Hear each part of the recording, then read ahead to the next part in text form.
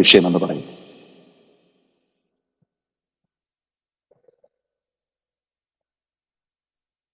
പറയാമോ? യാക്കോബിന്റെ രക്തസാക്ഷിത്വം.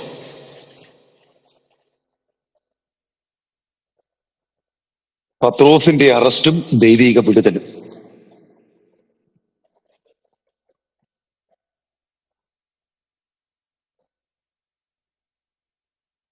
അപ്പൊ ആദ്യത്തെ ഭാഗം യാക്കോബിന്റെ രക്തസാക്ഷിത്വമാണ്. യാക്കോബിന്റെ രക്തസാക്ഷിത്വം.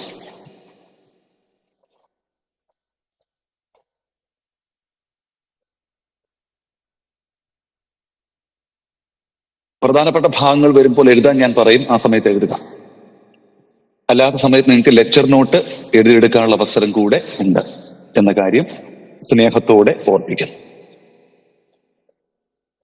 ഏകദേശം AD 44 ബർന്നബാസും ശൗലും അന്ത്യോക്യയിലെ വിശ്വാസികളെ യേശുക്രിസ്തുവിലേക്കും സത്യവചനത്തിലേക്കും വചനമൊക്കെ പഠിപ്പിച്ച് അവരെ നയിച്ചുകൊണ്ടിരുന്നു. AD 44 ആ കാലത്ത് പ്രവർത്തന പുസ്തകം 12-ാം അധ്യായം 1 മുതൽ വായിക്കുമ്പോൾ ഹെരോദ രാജാവ് സഭയെ പീഡിപ്പിക്കുവാൻ തുടങ്ങിയെന്നാണ് കൊടുത്തിരിക്കുന്നത്. കൈനീട്ടി. ആരാണ് ഈ ഹെരോദ രാജാവ്? ഹെഡിങ് എഴുതാം, ഹെരോദ രാജാവ്.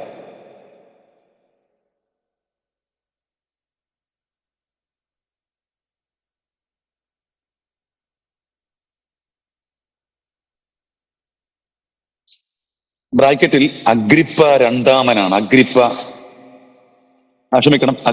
1. അഗ്രിപ്പ 1.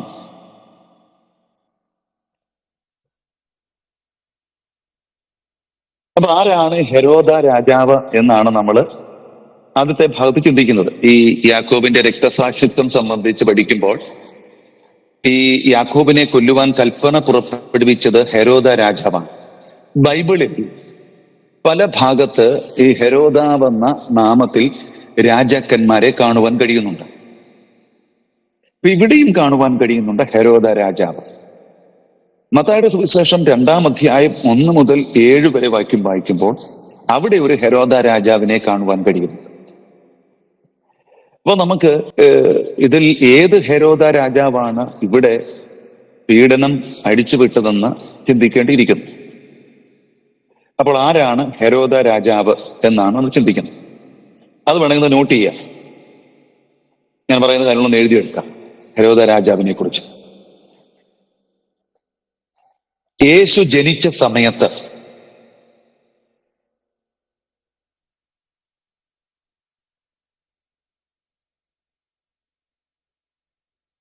യേശു ജനിച്ച സമയത്ത് 2 വയസ്സിന് താഴെയുള്ള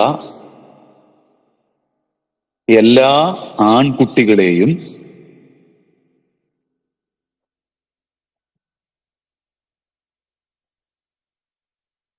വധിക്കുവാൻ കൽപ്പന പുറപ്പെടുവിച്ച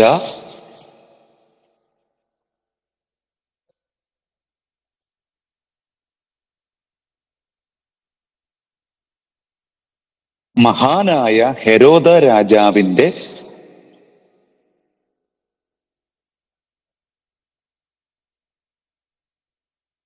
കൊച്ചുമകനാണ് ഈ ഹെരോദ രാജാവ്.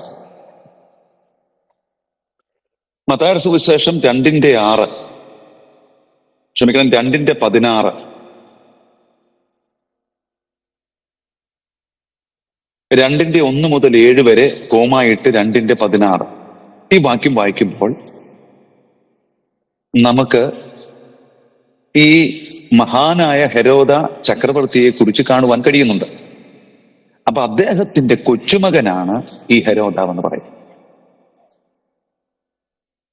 ഒന്നുകൂടെ ഞാൻ പറയാം. യേശു ജനിച്ച സമയത്ത് 2 വയസ്സിന് താഴെയുള്ള എല്ലാ ആൺകുട്ടികളെയും വധിക്കുവാൻ കൽപ്പന പുറപ്പെടുവിച്ച മഹാനായ ഹെരോദ രാജാവിന്റെ കൊച്ചുമകനാണ് ഈ ഹെരോദ രാജാവ്.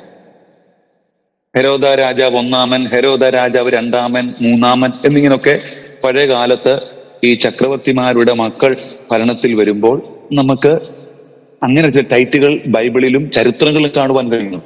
അതാണ് ഇവിടെ കാണുവാൻ കഴിയുന്നത്.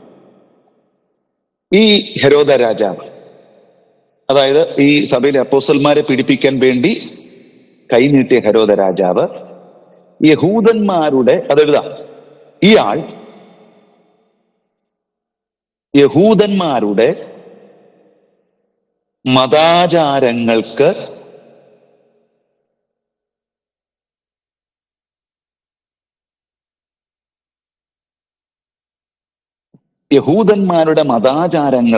വലിയ താല്പര്യമുള്ള ആളായിരുന്നതിനാൽ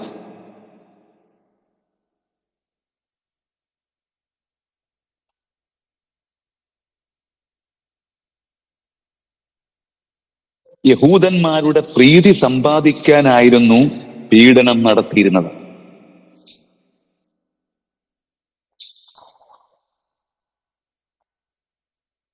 ഓക്കെ, ഇനി ശ്രദ്ധിക്കാം. അപ്പൊ ഈ ഹെരോദ രാജാവ് എന്ന് പറയുന്ന മഹാനായ ഹെരോദാവിന്റെ കൊച്ചുമകനായിരുന്നു, ഞാൻ പറഞ്ഞല്ലോ. ഇദ്ദേഹത്തിന്റെ പ്രത്യേകത യഹൂദ മതാചാരങ്ങൾക്ക് വലിയ താല്പര്യമുള്ള വ്യക്തിയായിരുന്നു. അപ്പൊ ഏതു സമൂഹത്തും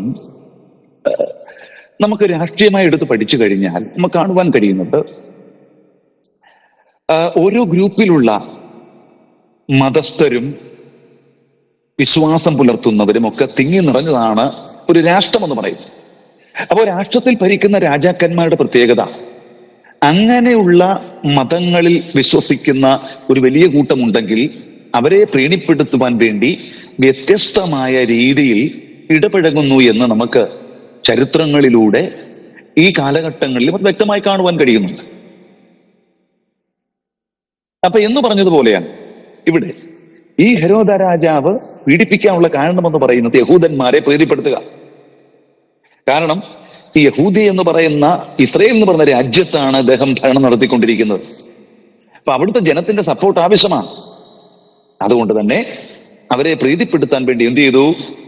സഭയിലെ ചിലരെ പീഡിപ്പിച്ചെന്ന് കാണുവാൻ കഴിയും. അങ്ങനെ യോഹന്നാന്റെ സഹോദരനായ അപ്പോസ്തലന്മാർ ഒരാളായ യാക്കോബിനെ വാളുകൊണ്ട് കൊന്നു, പത്രോസിനെ പിടിച്ച് തടവിലാക്കിയെന്നും കാണുവാൻ കഴിയും. അപ്പോൾ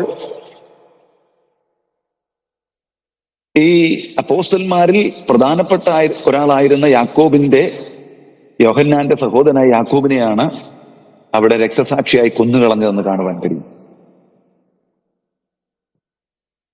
നമുക്ക് രണ്ടാമത്തെ ഒരു ചിന്ത എഴുതാം. ശിഷ്യന്മാരുടെ രക്തസാക്ഷിത്വം. ശിഷ്യന്മാരുടെ രക്തസാക്ഷിത്വം.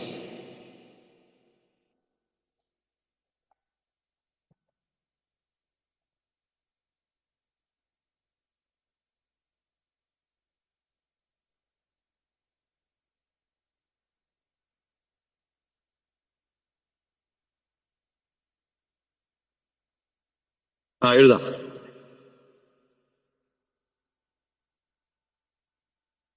യോഹന്നാന്റെ സഹോദരനും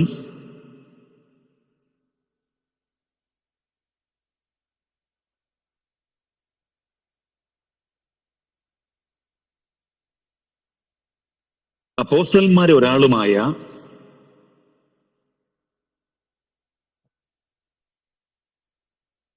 യാക്കോബിനെ വാളുകൊണ്ട് കൊന്നു.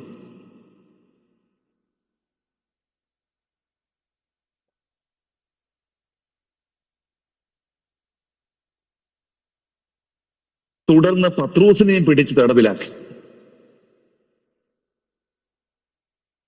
യോഹന്നാന്റെ സഹോദരനായ യാക്കോബിനെ വാളുകൊണ്ട് കൊന്നു, തുടർന്ന് പത്രോസിനെയും പിടിച്ച് തടവിലാക്കി.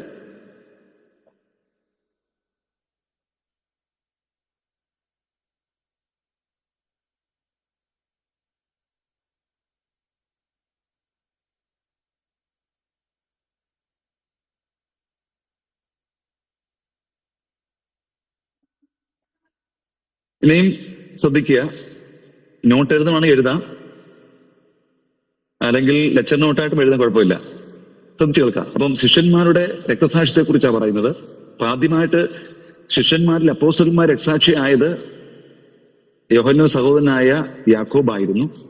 സ്തേഫാനോസ് അപ്പോസ്തലനല്ല, അവന് സുവിശേഷകനാണ്. അപ്പോൾ അപ്പോസ്തലന്മാരെ ആദ്യത്തെ രക്തസാക്ഷി യാക്കോബാണ്, അല്ലെ? അപ്പൊ അപ്പോസ്തലന്മാരെ ആദ്യത്തെ രക്തസാക്ഷി എന്ന ചോദ്യം വന്ന എഴുതേണ്ടത് യാക്കോബ് എന്ന് എഴുതേണ്ടത്. അപ്പോൾ ഈ ശിഷ്യന്മാരുടെ രക്തസാക്ഷ്യത്തിന്റെ പ്രത്യേകത, സഭാ ചരിത്രത്തിലെ പ്രകാശ ഗോപുരങ്ങളാണ് ക്രിസ്തീയ രക്തസാക്ഷികൾ എന്ന് പറയും. ലച്ചർണോട്ടാ, ഇപ്പൊ സഭാ ചരിത്രത്തിലെ പ്രകാശ ഗോപുരങ്ങളാണ് രക്തസാക്ഷികൾ എന്ന് പറയുന്നത്. സുഖസൗകര്യ ജീവിതം നയിക്കുവാനുള്ള അവസരം ഉണ്ടായിട്ടും ക്രിസ്തുവിലുള്ള വിശ്വാസമുറച്ച് മരണവഴിയിലൂടെ സധൈര്യം യാത്ര ചെയ്ത അനുഭവത്തിൽ ജീവിക്കുന്ന ക്രിസ്തു വിശ്വാസികൾക്ക് പ്രചോദനമാണ് ഈ അപ്പോസ്തലന്മാരുടെ രക്തസാക്ഷ്യം എന്ന് പറയുന്നത്. അവർ ക്രിസ്തുവിലുള്ള വിശ്വാസമുറച്ച് മരണവഴിയിലൂടെ സധൈര്യം യാത്ര ചെയ്തവരാണ് അപ്പോസ്തലന്മാർ. മരണത്തെ അവർക്ക് ഭയമില്ലായിരുന്നു. അവരെ കുറിച്ച് ഒന്ന് രണ്ട് പ്രത്യേകത ഞാൻ പറയട്ടെ. ഒരു ചീത്ത ക്ഷോഭത്തിന്റെ ഉന്മാദത്വത്തിൽ പരിസരബോധം നഷ്ടപ്പെട്ട് വേന്ദ്വിചാരമില്ലാതെ മരണത്തിലേക്കോ എടുത്തിയാടിയവരല്ല ഇവരെന്ന് പറയുന്നു. ഏതെങ്കിലും ഒരു പ്രക്ഷോഭം വന്നു, അതിന്റെ ഒരു രക്തത്തിളപ്പിൽ പരിസരബോധം നഷ്ടപ്പെട്ട് വേണ്ടുവിചാരമില്ലാതെ അനർത്ഥത്തിലേക്കോ മരണത്തിലേക്കോ എടുത്തിയാടിയവരല്ല ഇവർ.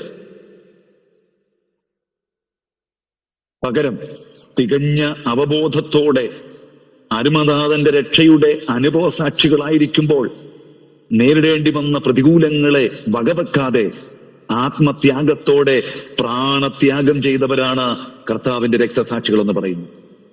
അത് യോഹന്നാൻ അപ്പോസ്തലൻ ഒഴിച്ച് ബാക്കി എല്ലാവരും, ബാക്കി 11 അപ്പോസ്തലന്മാരും ആയിരുന്നു എന്നാണ് ചരിത്രം നമ്മെ പഠിപ്പിക്കുന്നത്. അത് അവർ സധൈര്യം മുൻപോട്ട് കാലുകൾ വെച്ചുകൊണ്ട് ജീവിക്കുന്ന ദൈവത്തെ കണ്ടുകൊണ്ട് ഉറച്ചു നിന്നുകൊണ്ടവർ തന്റെ ജീവനെ ഏൽപ്പിച്ചു കൊടുത്തു എന്നാണ് ചരിത്രങ്ങൾ നമുക്ക് പഠിപ്പിക്കുന്നത്.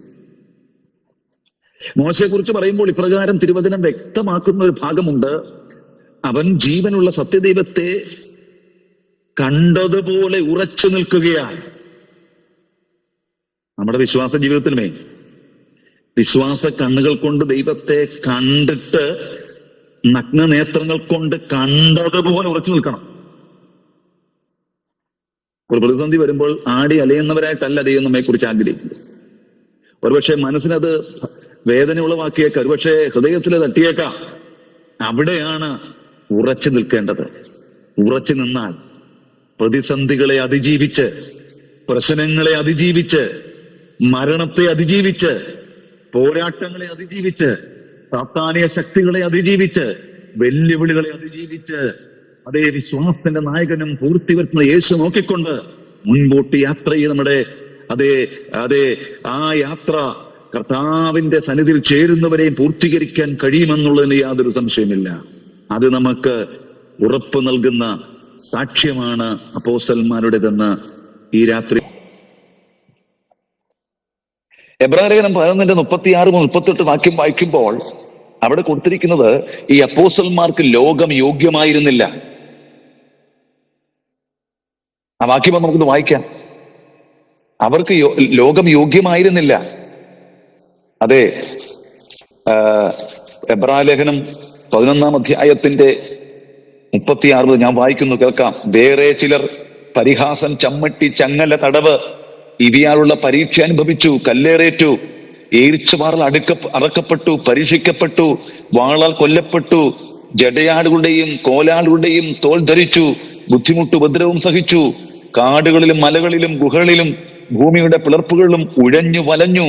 ലോകം അവർക്ക് യോഗ്യമായിരുന്നില്ല. അല്ലെ? അപ്പോസ്തല പിതാക്കന്മാർക്ക്, അപ്പോസ്തലന്മാർക്ക്, ശിഷ്യന്മാർക്ക് ലോകം യോഗ്യമായിരുന്നില്ല. മരണം മുമ്പിൽ കണ്ടുകൊണ്ട് അവർ പതറിപ്പോയില്ല. ആ മരണത്തിന്റെ മുമ്പിലും അവർ ദൈവ സാന്നിധ്യം അനുഭവിച്ചുകൊണ്ട് അവർ മുൻപോട്ട് പോയെന്ന് കാണുവാൻ കഴിയുന്നു.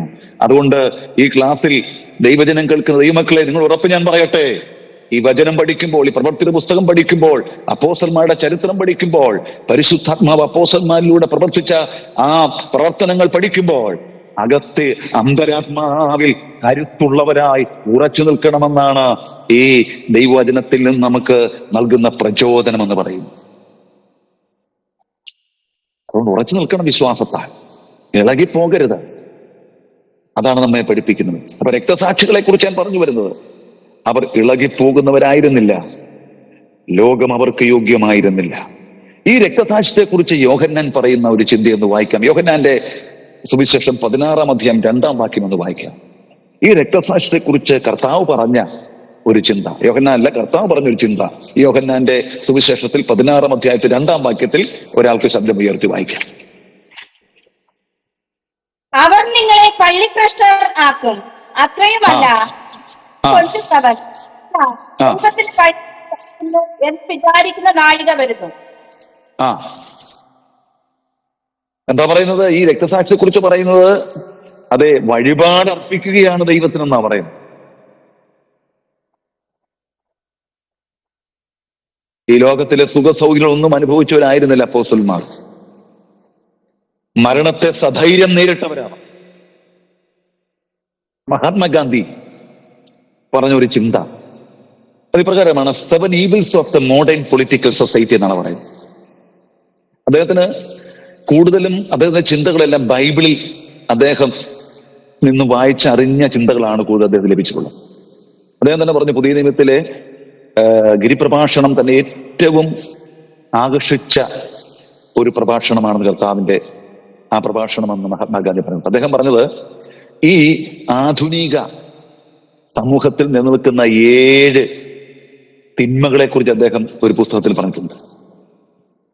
അപ്പോൾ ഞാൻ പറഞ്ഞത്, ഈ അപ്പോസ്തലന്മാർ ഈ തിന്മയുടെ കാലഘട്ടത്തിലും ആ തിന്മയോട് തോൽക്കാതെ നന്മ കൊണ്ട് തിന്മയെ ജയിച്ചവരാ. അപ്പോൾ നമ്മളും ഈ കാലഘട്ടം എന്ത് ചെയ്യണം? ഈ വചനം പഠിക്കാൻ എന്തിനു വേണ്ടിയാ? ഒരു സർട്ടിഫിക്കറ്റ് മേടിക്കാൻ വേണ്ടി മാത്രമല്ല, ഒരു നല്ല ഗ്രാജുവേഷൻ കിട്ടാൻ വേണ്ടി മാത്രമല്ല. അതൊക്കെ നല്ലതാണ്. എന്ത് ചെയ്യണം? ദൈവവചനത്താൽ നന്മ കൊണ്ട് തിന്മയെ ജയിക്കണം. അദ്ദേഹം പറഞ്ഞു, ഒന്നാമത്തത് പൊളിറ്റിക്സ് വിത്തൗട്ട് പ്രിൻസിപ്പൾ. ധാർമ്മികമില്ലാത്ത, പെരുമാറ്റ സംഹിതയില്ലാത്ത രാഷ്ട്രീയം, തത്വമില്ലാത്ത രാഷ്ട്രീയം. അദ്ദേഹം പറഞ്ഞത് 7 ഈവിൾസ്, അത് 7 തിന്മകൾ ഈ ആധുനിക ലോകത്തിന്റെ, ആധുനിക രാഷ്ട്രീയ സമൂഹത്തിന്റെ 7 തിന്മ. 1, പൊളിറ്റിക്സ് വിത്തൗട്ട് പ്രിൻസിപ്പൾ, ധാർമ്മികമില്ലാത്ത രാഷ്ട്രീയം, തത്വമില്ലാത്ത രാഷ്ട്രീയം. 2, വെൽത്ത് വിത്തൗട്ട് ടോയിൽ, അധ്വാനമില്ലാത്ത സമ്പത്ത്. തിന്മയാണ് അധ്വാനമില്ലാത്ത സമ്പത്ത്. 3, ലക്ഷറീസ് വിത്തൗട്ട് കോൺഷ്യസ്നസ്, അതായത് സുബോധം ഇല്ലാത്ത, അന്തർബോധമില്ലാത്ത സുഖലോലിപത. സുഖലോലിപതയുണ്ട്, പക്ഷേ അതിനെന്തില്ലെന്നറിയാം? കോൺഷ്യസ്നെസ് ഇല്ല, ബോധമില്ല. അടുത്തത് എഡ്യൂക്കേഷൻ വിത്തൗട്ട് ക്യാരക്ടർ, വിദ്യാഭ്യാസമുണ്ട് പക്ഷേ സ്വഭാവ ശ്രേഷ്ഠതയില്ല. ബിസിനസ് വിത്തൗട്ട് ഹോണസ്റ്റി, സത്യസന്ധത ഇല്ലാത്ത വ്യാപാര ബിസിനസ്. 6, സയൻസ് വിത്തൗട്ട് ഹ്യൂമാനിറ്റി, മനുഷ്യത്വമില്ലാത്ത ശാസ്ത്രം. 7, വർഷിപ്പ് വിത്തൗട്ട് സാക്രിഫൈസ്, സമർപ്പണമില്ലാത്ത ആരാധന. നമ്മളെ സംബന്ധിച്ച് സമർപ്പണമില്ലാത്ത ആരാധനയുണ്ട്, പക്ഷെ സാക്രിഫൈസ് ഇല്ല, സമർപ്പണമില്ല. ഓരോ ആരാധനകൾ കഴിയുമ്പോഴും ജീവിതത്തിന്റെ വ്യത്യാസം. ഓരോ ആരാധന കഴിഞ്ഞിറങ്ങുമ്പോഴും ദൈവത്തിന്റെ ശബ്ദം കേട്ടുകൊണ്ട് വേണം ഇറങ്ങുവാൻ. അപ്പൊ ഈ തിന്മകൾ നിൽക്കുന്ന സമയത്താണ് അപ്പോസ്തലന്മാർ അതിനെ ജയിച്ചതെന്നാണ് ഞാൻ പറഞ്ഞു വരുന്നത്. അപ്പൊ നമ്മൾ പഠിച്ചു വന്നത് ശിഷ്യന്മാരുടെ രക്തസാക്ഷ്യം, യാക്കോബിന്റെ രക്തസാക്ഷിത്വം. അടുത്തത് പത്രോസിന്റെ അറസ്റ്റും കാരാഗ്രഹവും വിടുതലും. അടുത്ത ഹെഡിങ് പത്രോസിന്റെ അറസ്റ്റും കാരാഗ്രഹവും വിടുതലും.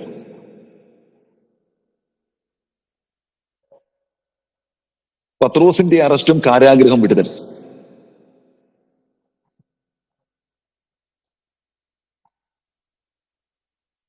തുടർന്ന് നിങ്ങൾക്ക് ലെക്ചർ നോട്ട് എഴുതാനുള്ള അവസരമുണ്ട്, ശ്രദ്ധിച്ച് കേൾക്കുക. ഈ യാക്കോബിനെ കൊന്നത് യഹൂദന്മാർക്ക് പ്രസാദമായി എന്ന് കണ്ടിട്ട് പത്രോസിനെയും പിടിച്ച് എന്ത് ചെയ്തു? തടവിലാക്കി എന്ന് നമുക്ക് വ്യക്തമായി കാണുവാൻ കഴിയും. ഇതിന്റെ ഉദ്ദേശം ആദ്യമേ പറഞ്ഞതുപോലെ തന്നെ യഹൂദന്മാരെ പ്രസാദിപ്പിക്കുക എന്നായിരുന്നു. അപ്പൊ ഒരു ചോദ്യം ഇവിടെ ചോദിക്കുന്നു, എന്തുകൊണ്ട് പത്രോസിനെ മാത്രം അറസ്റ്റ് ചെയ്തു? എന്തുകൊണ്ട് കൂടുതൽ അപ്പോസ്തലന്മാരെ കിട്ടിയില്ല? എന്തുകൊണ്ടാണ് പത്രോസിനെ മാത്രം അറസ്റ്റ് ചെയ്തത്? ഒന്ന് രണ്ട് ചിന്തകൾ പറയാം.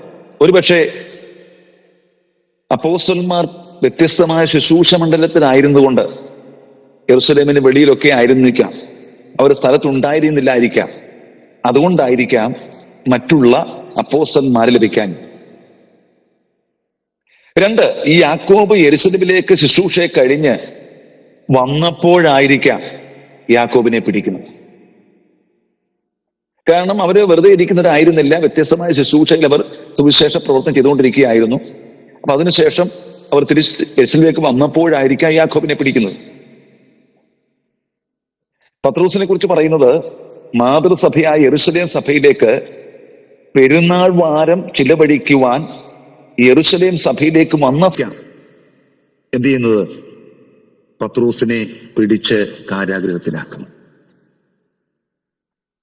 അപ്പം ഈ റോമൻ ഗവർണറാണല്ലോ, ആ രാജ്യത്തിന്റെ രാജാവാണല്ലോ ഹെരോദാവ്. ഹെരോദാവിന് പട്ടാളക്കാരില്ലേ?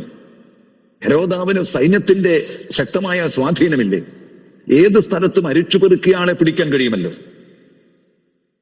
അപ്പോൾ ഇവർ ആ സമയത്ത് അവിടെ ഉണ്ടായിരുന്നില്ലായിരിക്കാമെന്ന് വിചാരിക്കുന്നു.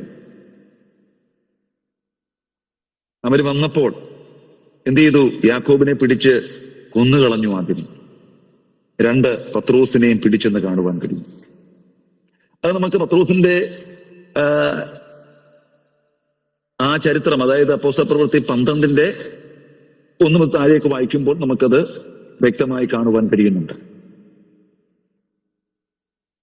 അടുത്ത പത്രോസിന്റെ കാരാഗ്രഹവാസത്തിന്റെ പ്രത്യേകത, അതൊന്ന് എഴുതിയാട്ടെ, അതൊരു നോട്ടാണ്. പത്രോസിന്റെ കാരാഗ്രഹവാസത്തിന്റെ പ്രത്യേകത.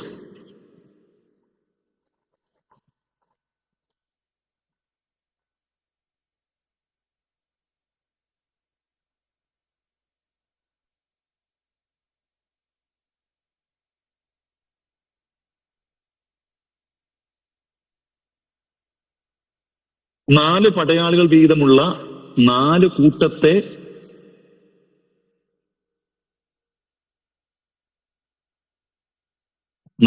പടയാളികൾ വീതമുള്ള 4 കൂട്ടത്തെയാണ്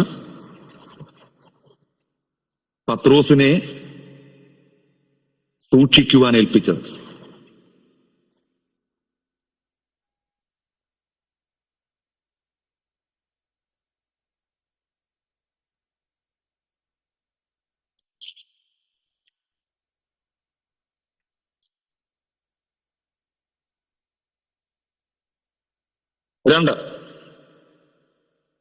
രണ്ട് ചങ്ങലയാൽ ബന്ധിക്കപ്പെട്ടവരായി 2 പടയാളുടെ നടുവിലായിരുന്നു പത്രോസ് കിടന്നിരുന്നത്.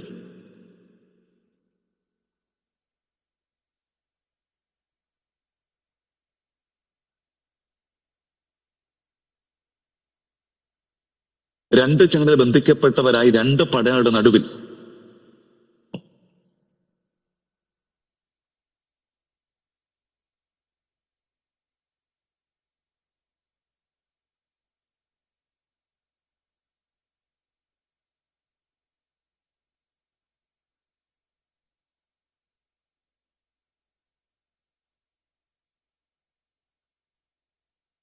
അപ്പോൾ ഏറ്റവും ടൈറ്റായിട്ടുള്ള ഒരു കാരാഗ്രഹത്തിന്റെ ക്രമീകരണം ഒരുക്കിയത്. ഇത് 3-ാം തടവാണ് പത്രോസിന്റെ. 2 തടവിലും ദൈവം തന്റെ ദൂതന്മാരെ അയച്ചു പിടിപ്പിച്ചതാണ്. അപ്പൊ ഒരു രീതിയിലും പുറത്തു പോകരുതെന്ന് വെച്ചുകൊണ്ട് ഏറ്റവും അകത്തെ കാരാഗ്രഹത്തിൽ 4 പടയാൾ വീതം 4 കൂട്ടത്തെ കാപ്പാൻ ഏൽപ്പിച്ചു. 2 ചങ്ങലകൾ ബന്ധിക്കപ്പെട്ടവർ 2 പടയാളുടെ നടുവിലായിരുന്നു. ഇനി പത്രോസിന്റെ വിടുതൽ. അടുത്ത ഹെഡിങ് പത്രോസിന്റെ വിടുതൽ.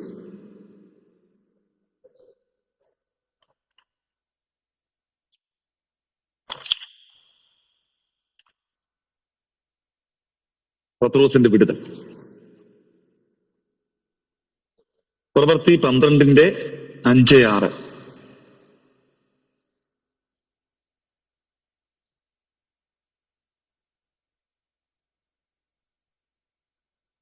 പത്രോസ് ജയിലിൽ കിടക്കുമ്പോൾ സഭ ശ്രദ്ധയോടെ അവന് വേണ്ടി പ്രാർത്ഥിച്ചു പോന്നു.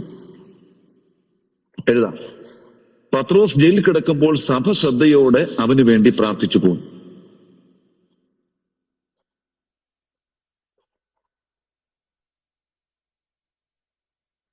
അപ്പൊ ഏത് വിടുതലിനും എന്തുണ്ട്? ഒരു പ്രാർത്ഥനയുടെ പിൻബലം ഉണ്ടാകണമെന്ന് വചനം പറയും. ഏത് വിടുതൽ. അപ്പൊ എന്തുകൊണ്ടാണ് ദൈവം നമ്മോട് പ്രാർത്ഥിക്കാൻ പറയുന്നത്?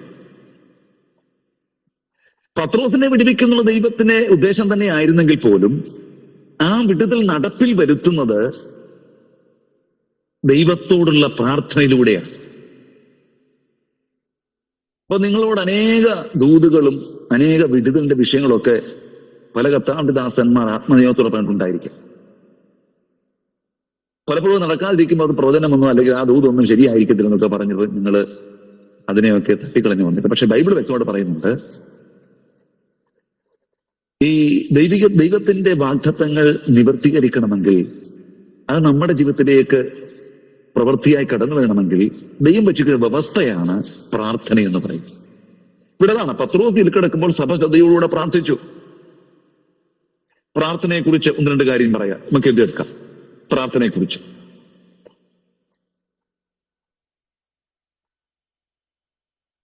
അതിൽ പ്രാർത്ഥന എന്ന് പറയുന്നത് ദൈവപ്രവൃത്തി ഭൂമിയിൽ നടത്തുവാനും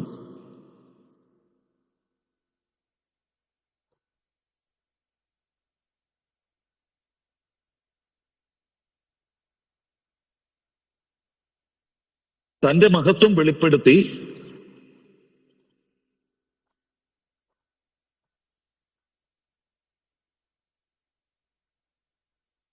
അത്ഭുതങ്ങളും അടയാളങ്ങളും ചെയ്ത്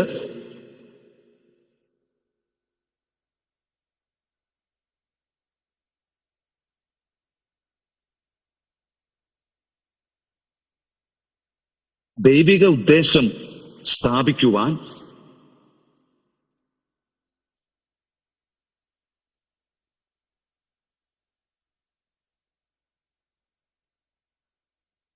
ദൈവം വെച്ചിരിക്കുന്ന വ്യവസ്ഥയാണ് ആ പ്രാർത്ഥന എന്ന് പറയുന്നത്.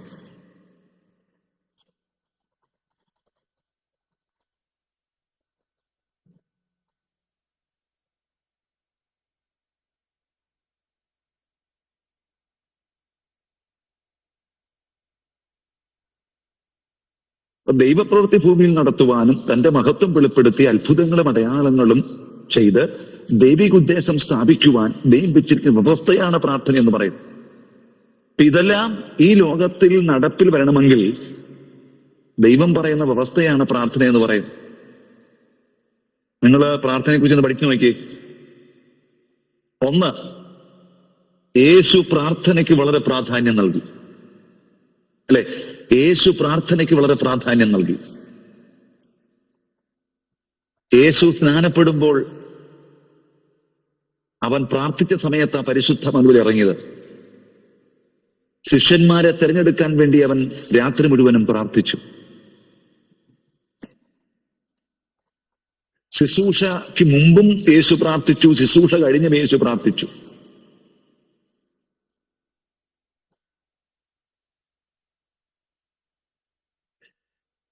രാത്രി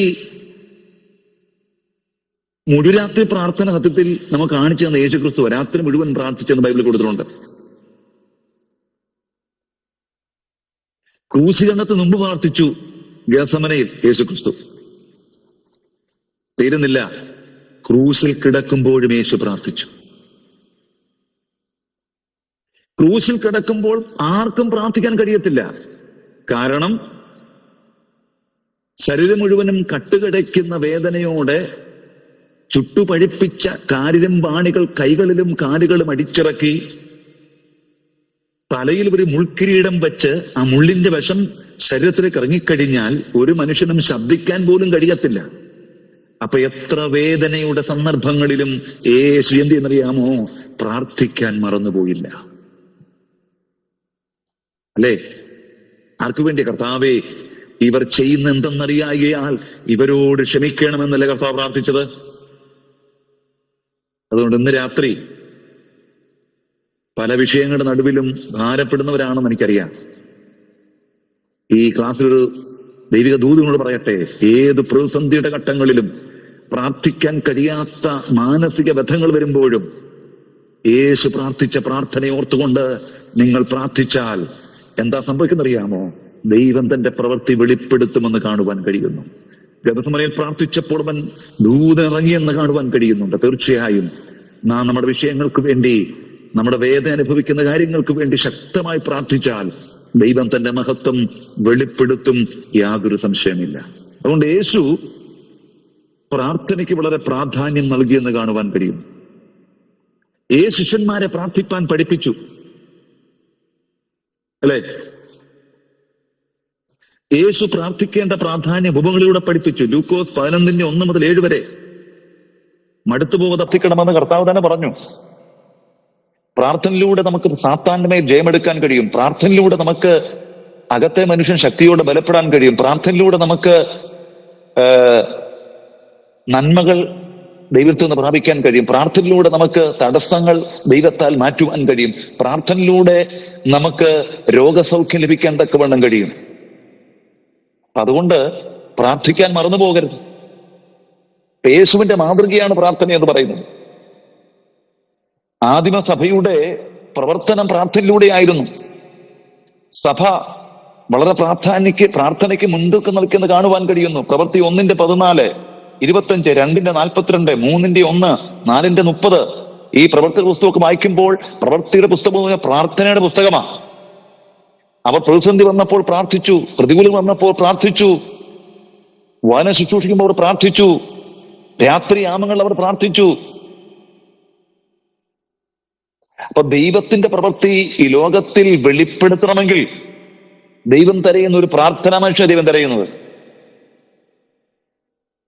അതാണ് സഭയുടെ പ്രത്യേകത. സഭ ഒരുമിച്ച് എന്ന് പ്രാർത്ഥിച്ചപ്പോൾ എന്താ സംഭവിച്ചത്?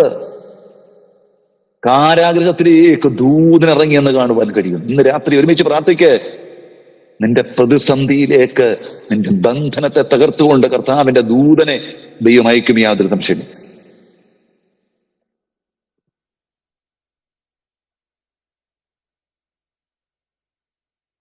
കർത്താവ് തിരുവചനം പറയുന്നു, ആത്മാവിൽ പ്രാർത്ഥിക്കണം.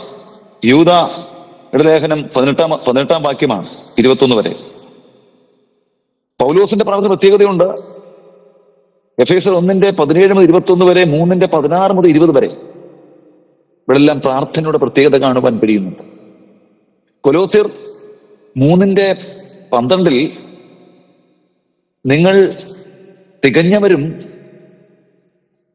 ദൈവം സംബന്ധിച്ച് പൂർണ്ണ നിശ്ചയമുള്ളവരും ആകേണ്ടതിന് എപ്പഫ്രാത്തോസ് അവിടുത്തെ പാസ്റ്ററാണ്, ആ സഭയിലെ വിശ്വാസത്തിന് വേണ്ടി പ്രാർത്ഥിക്കുക. പ്രാർത്ഥനയിൽ നമ്മൾ പോരാടുമ്പോൾ വിടുതലും നന്മയും മാത്രമല്ല, ആത്മീയ വളർച്ച ലഭിക്കുന്നുണ്ട്, പക്വത ലഭിക്കുന്നുണ്ട് പ്രാർത്ഥനയിലൂടെ. അങ്ങനെയെങ്കിൽ സഭയുടെ പ്രാർത്ഥന ദൈവദാസനെ വിടുവിച്ചതുപോലെ നമ്മുടെ പ്രാർത്ഥന നമുക്ക് വിടുതലും ആത്മീയ ഉദ്ധാരണവും ജയവും നൽകുകയാണ്. അതുകൊണ്ട് ഈ രാത്രി പറയട്ടെ, പ്രാർത്ഥിക്കാൻ മറന്നു പോകരുത്. പ്രാർത്ഥനയിൽ സമയങ്ങൾ ചിലവഴിക്കണം. ഇവിടെ പത്രോസിന് വേണ്ടി സഭ ശ്രദ്ധയോടെ പ്രാർത്ഥിച്ചു. ആ പ്രാർത്ഥനയുടെ ഫലം, ദൂതൻ കാരാഗ്രഹത്തിലിറങ്ങി പത്രോസിന് വിലാപ്പ് തട്ടി, ചങ്ങലകളിൽ നിന്ന് അഴിഞ്ഞു വീണു. 1-ാം കാവലും 2-ാം കാവലും കടന്ന് പട്ടണത്തിലേക്ക് ചെല്ലുന്ന വാതിൽ താനെ തുറന്നു. പത്രോസ് വെളിയിൽ വന്നു, പ്രാർത്ഥനാ മുറിയിൽ മുട്ടി. പ്രാർത്ഥന മറുപടി അവരുടെ കണ്ണുകൾ കൊണ്ട് കണ്ടു.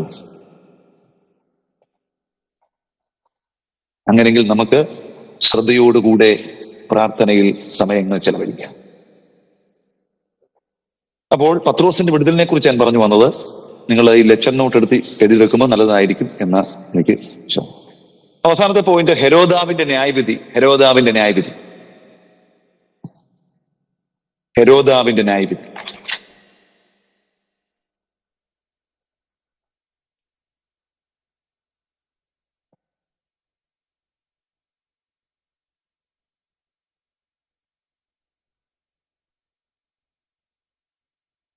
ന്യായം വിധിക്കാനുള്ള കാരണമാണ് അവിടെ കൊടുത്തിട്ടുണ്ട്.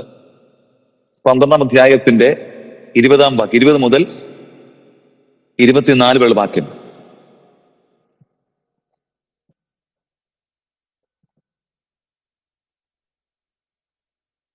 അപ്പോൾ ഹെരോദാവിന്റെ ന്യായവിധിക്കുള്ള കാരണമാണ് ഫൊയ്നീക്കെ എന്ന് പറയുന്ന ഒരു പട്ടണത്തിലെ എന്ന സ്ഥലത്തെ ഫൊയ്നീക്കെ എന്ന സ്ഥലത്തെ 2 പട്ടണങ്ങളായ സോർ, സീദോൻ, ഇത് രണ്ടും ഹെരോദാവിന്റെ കീഴിലുള്ള, തന്റെ ഭരണത്തിന് കീഴിലുള്ള പട്ടണമായിരുന്നു.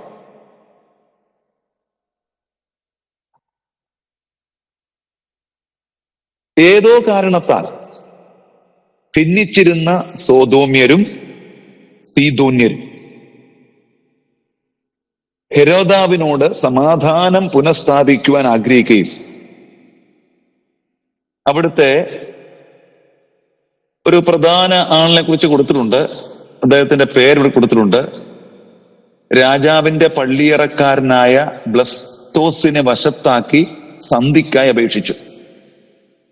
അപ്പൊ ഏതോ കാരണത്താൽ ഈ രാജാവ് ഈ പട്ടണത്തിലെ നിവാസികളുമായി അകന്നു നിൽക്കുകയായിരുന്നു. അപ്പോൾ ഈ രാജകൊട്ടാരത്തിലെ പള്ളിയറക്കാരനായ ബ്ലസ്തോസിനെ വശത്താക്കി സന്ധിക്കായി അപേക്ഷിച്ചു.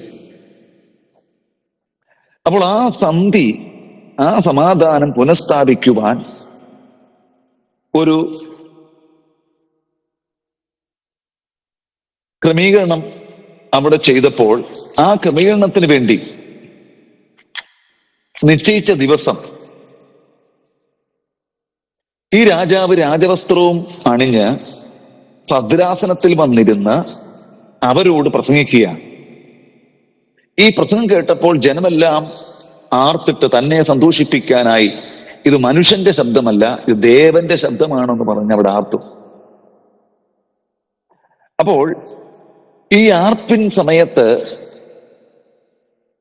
അവർ ദൈവത്തിന് മഹത്വം കൊടുക്കാഞ്ഞാൽ, ഈ രാജാവിനെ ദൈവമായി ചിത്രീകരിച്ചത് കൊണ്ട് യഥാർത്ഥ സൃഷ്ടികർത്താവാകുന്ന ദൈവത്തിന് മഹത്വം കൊടുക്കാതെ വന്നപ്പോൾ കർത്താവിന്റെ ദൂതൻ എന്ത് ചെയ്തു?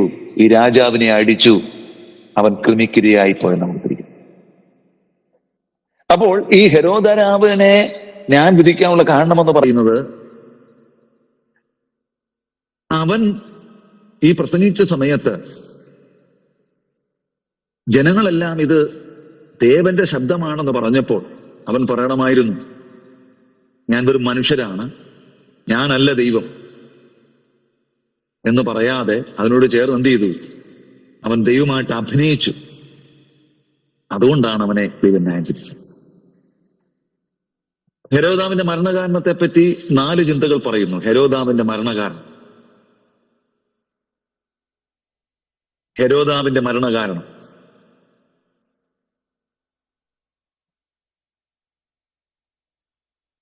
ഒന്ന്,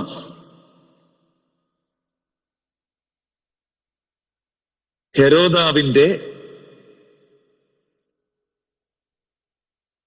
ദൈവിക പരിവേഷത്തിനായുള്ള മോഹം.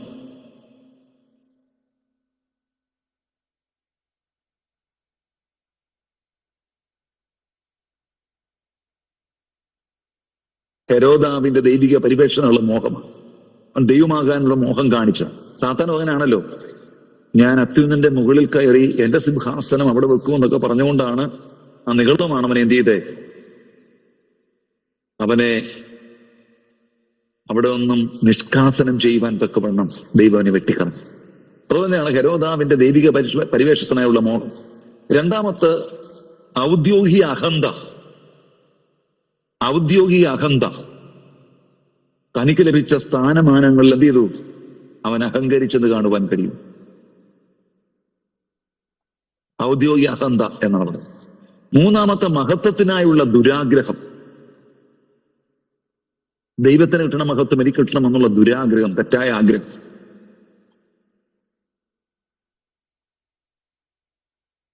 നാല്, സൃഷ്ടാവാം ദൈവത്തിന് മഹത്വം കൊടുക്കാത്തതിനുള്ള കുറ്റം. സൃഷ്ടാവാം ദൈവത്തിന് മഹത്വം കൊടുത്തില്ല. അവർ പറഞ്ഞപ്പോൾ ഇവനും എന്ത് ചെയ്തു? ദൈവത്തെ പോലെ അഭിനയിച്ചു. പലപ്പോഴും ന്യായവിധി വരും, അല്ലെങ്കിൽ പലപ്പോഴും ഇങ്ങനെയുള്ള വലിയ തകർച്ച ഉണ്ടാകാനുള്ള കാരണങ്ങൾ ഇതൊക്കെയാണ്, അല്ലെ? എപ്പോഴും നമ്മൾ ഓർക്കേണ്ട ഒരു കാര്യമുണ്ട്, കൃപയാലത്തിൽ നാം വിശ്വാസം രക്ഷിക്കപ്പെട്ടത് അത് ദൈവത്തിന്റെ കാരണമാണ്. നമുക്ക് ലഭിച്ചതല്ല, ദൈവത്തിന്റെ കൃപയാണ്.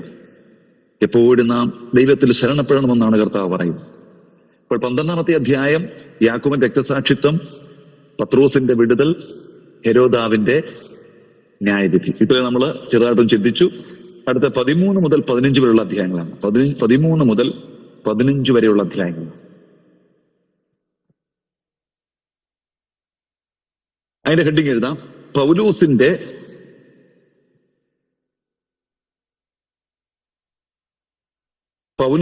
പ്രഥമ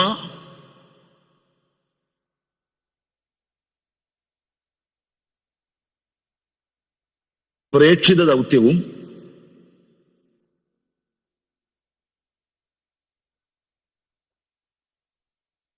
യെരുശലേം കൗൺസിലും.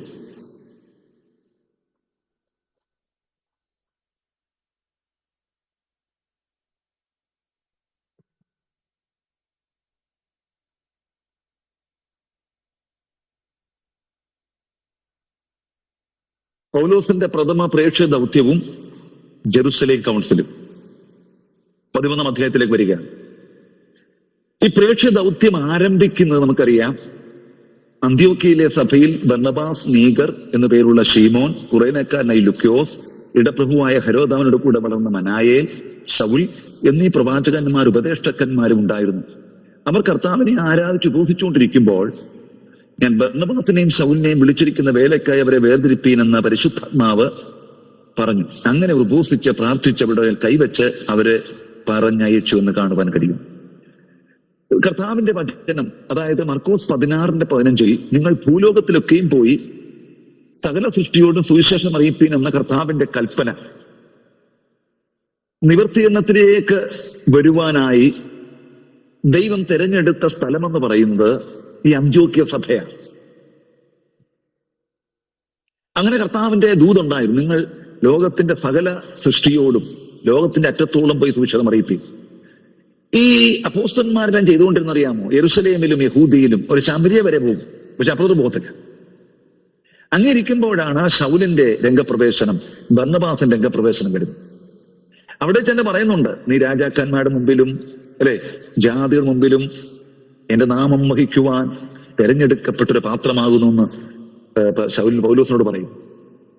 നോക്കൂ, ദൈവത്തിന്റെ ആ ദൂത് എന്ത് ചെയ്യാ ഇവിടെ നിവൃത്തിയിലേക്ക് വരുവാൻ തക്കവണ്ണം പരിശുദ്ധ പ്രവർത്തിക്കുക. അപ്പൊ അന്ത്യോക്യ സഭയിൽ ഒരു ഉപവാസം നടക്കുമ്പോൾ ദൈവത്തെ പരിശുദ്ധാത്മാവ് പറയുക. ഈ പരിശുദ്ധാത്മാവ് പറഞ്ഞെന്ന് പറയുമ്പോൾ പരിശുദ്ധാത്മാവ് നേരിട്ടല്ല പറയുന്നത്, തന്റെ ദാസന്മാരിലൂടെ, തന്റെ പ്രവാചകന്മാരിലൂടെ അല്ലെ, ആരാധന ആ ശുശ്രൂഷയുടെ നടുവിൽ ആരിലെങ്കിലും ഏതെങ്കിലും വ്യക്തി ഉപയോഗിച്ചുകൊണ്ട് ആത്മാവാ സംസാരിക്കുന്നത്. അങ്ങനെ അവിടെ പറയുന്നത്, ഞാൻ ബർന്നബാസിനെയും ശൗലിനെയും വിളിച്ചിരിക്കുന്ന വേലക്കായി വേർതിരിപ്പീൻ എന്ന് പറഞ്ഞു. അങ്ങനെയാണ് അവരുടെ 1-ാമത്തെ പ്രേക്ഷിത ദൗത്യം ആരംഭിക്കുന്നത്. അപ്പോൾ അതിന് താഴെ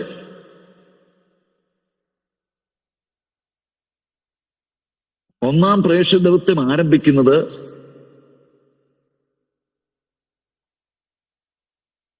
അന്ത്യോക്യ സഭയിലെ ഉപവാസ പ്രാർത്ഥനയ്ക്ക് ശേഷമാണ്. അപ്പൊ ഉപവാസ പ്രാർത്ഥന പ്രത്യേകതയുണ്ട് അല്ലെ. പ്രവൃത്തി 13:1 മുതൽ 4 വരെ പരിശുദ്ധം അവരെ ഒരുക്കിയെടുക്കുക.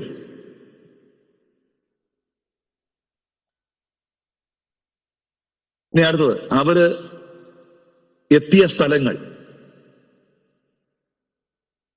അല്ലെങ്കിൽ അവർ സുവിശേഷം പറയാൻ എത്തിയ സ്ഥലങ്ങൾ. ഇപ്പൊ 1-ാമത്തെ സ്ഥലം കുപ്രോസ് ദ്വീപാണ്. കുപ്രോസ് ദ്വീപ്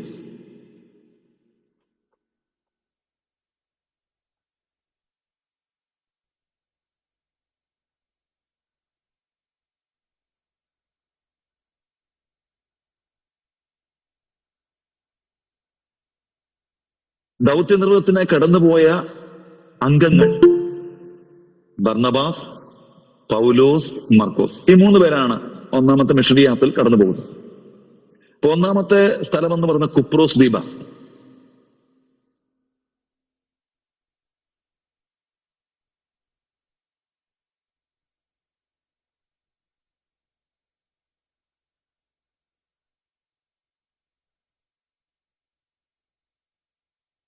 നമ്മളെ ഈ ബൈബിളിലെ പുറകിൽ ഒരു ഒരു അത് ഒരു മാപ്പുണ്ട്.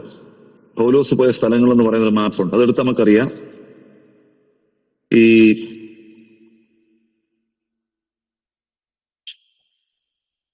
ഈ സ്ഥലം ഇവിടെ നമുക്കറിയാം.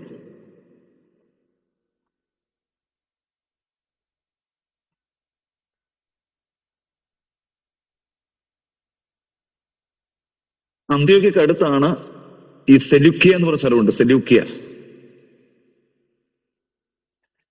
അപ്പം കുപ്രോസ് ദ്വീപാണ് ഒന്നാമത്തെ ഒരിടത്ത്. 13-ാം അധ്യായത്തിന്റെ 4-ാം വാക്യം ഒരാൾ വായിച്ചാട്ടെ. 13-ന്റെ 4. പരിശുദ്ധാത്മാവ് അവരെ പറഞ്ഞയച്ചിട്ട് അവർ സെലൂക്കിയയിലേക്ക് ചെന്നു.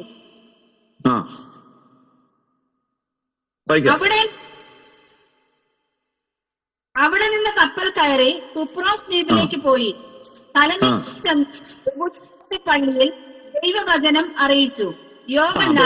പോയത് കുപ്രോസ് ദ്വീപില. കുപ്രോസ് ദ്വീപ് സെലൂക്കിൽ നിന്നും 60 മൈൽ ദൂരെ സ്ഥിതി ചെയ്യുന്ന 14 മൈൽ നീളവും 60 മൈൽ വീതിയുമുള്ള ഒരു ദ്വീപായിരുന്നു കുപ്രോസ് എന്ന് പറയും.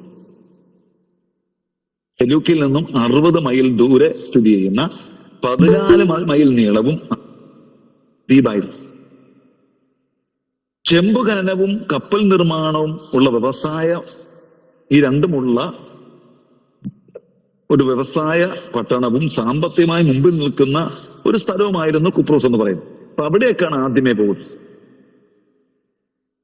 ഒന്നാമത്തെ സ്ഥലം കുപ്രോസ് ദ്വീപാണ്. അടുത്തത് പ്രേമദേവതയായ വിനീസിന്റെ ആരാധനയിൽ കുപ്രസിദ്ധമായ നേട്ടമുള്ള സ്ഥലമായിരുന്നു കുപ്രോസ് എന്ന് പറയുന്നത്.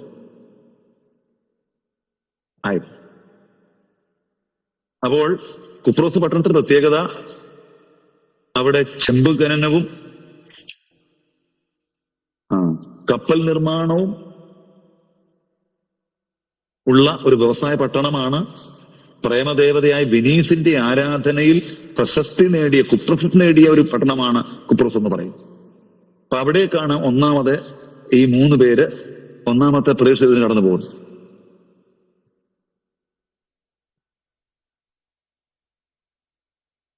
അപ്പൊ അവിടുത്തെ തുറമുഖ പട്ടണമായ സലാമീസ് ചെന്ന് സിനഗോഗിൽ അവർ വചനം പ്രസംഗിച്ചു. അവിടെ ചെന്ന് അവരെന്ത് ചെയ്തു? അവിടുന്ന് പോയി അവിടെ സലാമസിൽ ചെന്ന് യഹൂദന്മാരുടെ പള്ളിയിൽ ഒരു വചനം അറിയിച്ചു.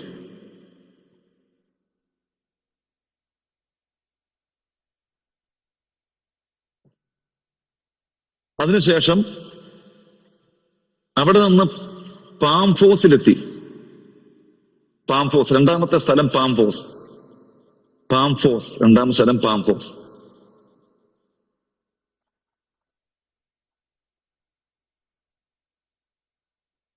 പാംഫോസിൽ വെച്ചാണ് ബുദ്ധിമാനായ സെർഗ്യോസ് പൗലോസ് എന്ന ദേശാധിപതിയോട് കൂടെ ഉണ്ടായിരുന്ന ബറേശു, യഹൂദനായ കള്ളപ്രവാചകൻ എന്ന വിദ്വാൻ ബർന്നബാസിനെയും ശൗലിനെയും വിളിച്ച് അതായത് സെർഗ്യോസ് പൗലോസ് എന്ന ദേശാധിപതിയുടെ കൂടെ ഉണ്ടായിരുന്ന ബറേശു എന്ന ആള് ഈ സെർഗ്യോസ് പൗലോസ് ഇവരെ വിളിച്ച് സുവിശേഷം കേൾക്കാൻ വേണ്ടി ആഗ്രഹിച്ചപ്പോൾ ഈ ബറേശു തടയുകയും അപ്പോസ്തലന്മാർ അവനെ ശാസിച്ചു പ്രാർത്ഥിക്കുമ്പോൾ അവന്റെ കണ്ണ് തിമിരം വന്ന് മൂടുകയും ഈ ദൈവപ്രവൃത്തി കണ്ടിട്ട് എന്ത് ചെയ്തു? ദേശാധിപതി വിശ്വസിക്കുകയും ചെയ്ത സ്ഥലമാണ് പാംഫോസ് എന്ന് പറയുന്നത്. അപ്പൊ ഞാനീ പറഞ്ഞ സ്ഥലങ്ങൾ നിങ്ങൾ അടയാളപ്പെടുത്തിയിട്ട് വീട്ടിൽ പോയത് വായിച്ചു നോക്കണം. പാംഫോസ്.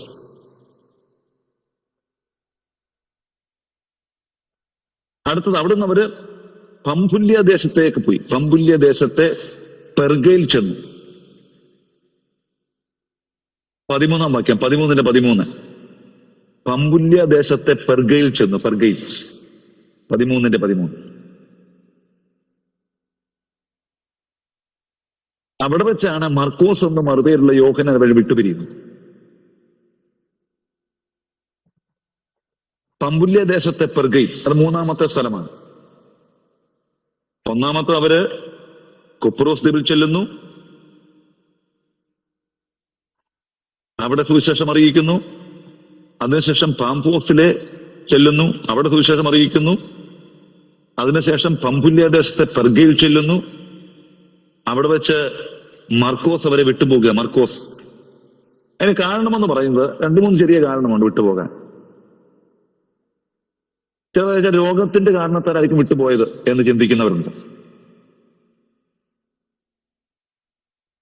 രണ്ടാമത്തെ, ജാതികളുള്ള സംസർഗം തനിക്ക് ഇഷ്ടമായിരുന്നില്ല എന്നാണ് പണ്ഡിതന്മാർ പറയുന്നത്. ഇവൻ യഹൂദനായതുകൊണ്ട്. ഈ 1-ാം മിഷനറിയാത്ത ആദ്യത്തെ ഭാഗത്ത് നമുക്ക് കാണുവാൻ കഴിയുന്നത് ശൗല ബർന്നബാസ് ആയിരുന്നു ലീഡ് ചെയ്തുകൊണ്ടിരുന്നത്. എന്നാൽ അല്പം കഴിഞ്ഞപ്പോൾ മെയിൻ ലീഡർഷിപ്പിലേക്ക് ശൗല് വരികയും 2-ാം സ്ഥാനത്ത് ബർന്നബാസ് ആകുകയും ചെയ്തു. ഇത് മാർക്കോസിന് ഇഷ്ടമുണ്ടായിരുന്നില്ല. അതുകൊണ്ടായിരിക്കാം എന്ത് ചെയ്ത് വിട്ടുപോയെന്ന് ചിന്തിക്കുന്നവരുണ്ട്. അല്ലെങ്കിൽ വീട്ടിനെ കുറിച്ച് ഓർത്ത് പ്രതിസന്ധികളിലൂടെ പോകണ്ട എന്ന് വിചാരിച്ചായിരിക്കാം എന്ത് ചെയ്യുന്ന ഭയപ്പെട്ട് മർക്കോസ് ഇവിടുന്ന് വിട്ടുപോയത്. കൂടുതൽ ചിന്തിക്കുന്നത് രോഗിയായിരുന്നു കൊണ്ടാണ്. രോഗമുണ്ടായി, രോഗനിമിത്തം ഭയപ്പെട്ട് എന്തൊരു സംഭവിക്കുമെന്ന് വിചാരിച്ചാണ് അവിടുന്ന് വിട്ടുപോയെന്നാണ് പണ്ഡിതന്മാരുടെ ഏറ്റവും കൂടുതൽ അഭിപ്രായം നമുക്ക് കാണുവാൻ കഴിയും. അപ്പൊ അവിടെ വരെ സുവിശേഷം പറയുന്നു. അവിടെ നിന്ന് പിസിക്കിയ ദേശത്തിലെ അന്ത്യോക്കിലേക്ക് ചെല്ലുന്നു. 13:14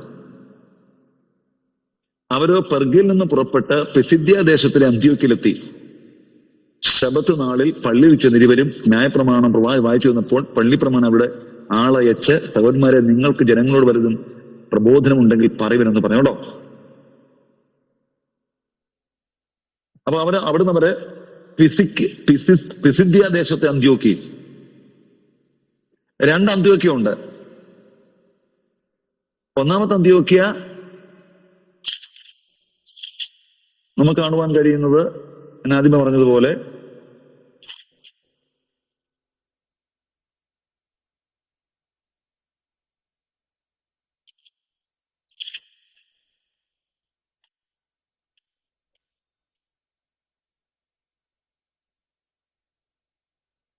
ദമസ്കോസിലെ അന്ത്യോക്യയാണ്. ഒന്നാമത് അന്ത്യോക്യ ദമസ്കോസിയായ അന്ത്യോക്യയാണ്. അവിടെയാണ് പൗലോസ് ബർന്നബാസ് ശുശ്രൂഷിച്ചുകൊണ്ടിരുന്നത്. എന്നാൽ പിസിദ്യ അന്ത്യോക്യ ഉണ്ട്. അത് മറ്റൊരു സ്ഥലത്താണ്. അതായത് പമ്പുല്യ ദേശത്തെ പെർഗയിൽ നിന്നും അവരവിടേക്ക് എത്തുകയാണ്.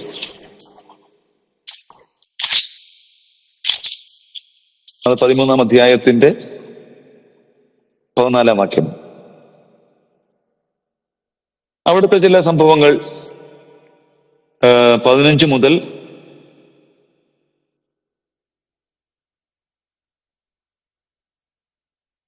ഏതാണ്ട് 17 മുതൽ 20 വരെ ഉള്ള വാക്യങ്ങളിൽ അവിടുത്തെ പ്രവർത്തനങ്ങളെ കുറിച്ച് കാണുവാൻ കഴിയുന്നുണ്ട്.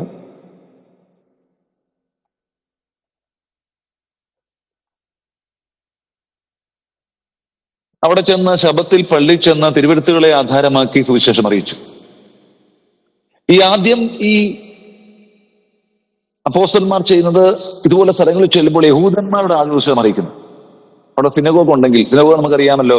സിനഗോഗ് എന്ന് പറഞ്ഞാൽ ബാബിലോണ് സമയത്ത് അവരെ പള്ളിയെല്ലാം നഷ്ടപ്പെട്ടു കഴിഞ്ഞപ്പോൾ അവർ ചിതറിപ്പോയ സ്ഥലത്ത് ദൈവത്തെ ആരാധിക്കാൻ വേണ്ടി പണിത ചെറിയ പള്ളികളായിരുന്നു സിനഗോഗ് എന്ന് പറയും.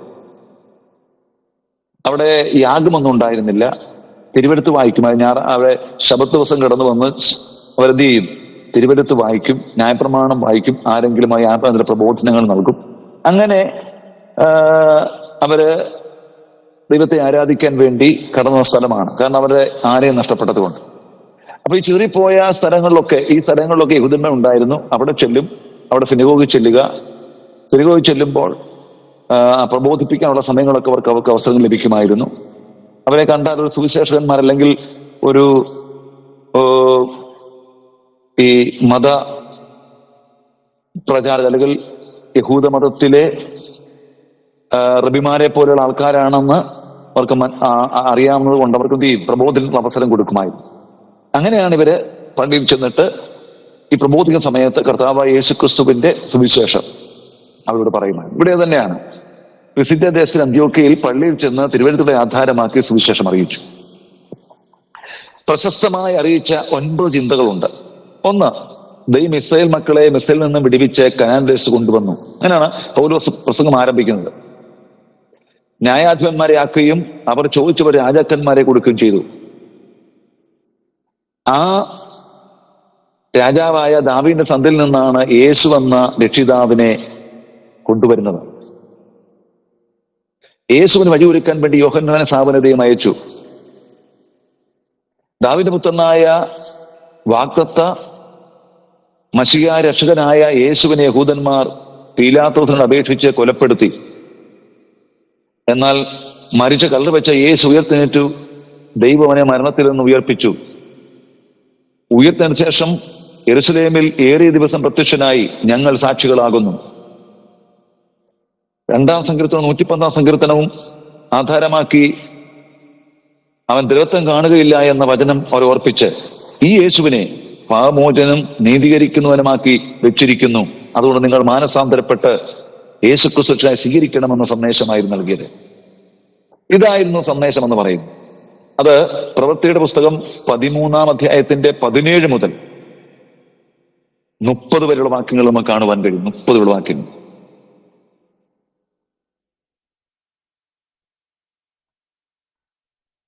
ആ 39 വാക്യങ്ങൾ 39 വാക്യങ്ങൾ കാണുവാൻ കഴിയും.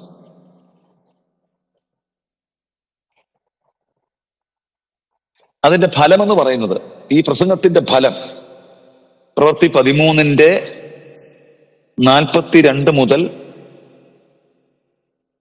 52 വരെയുള്ള വാക്യങ്ങൾ നോട്ട് ചെയ്യുക.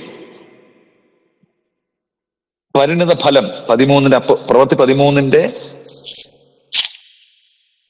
44 മുതൽ 52 വരെ.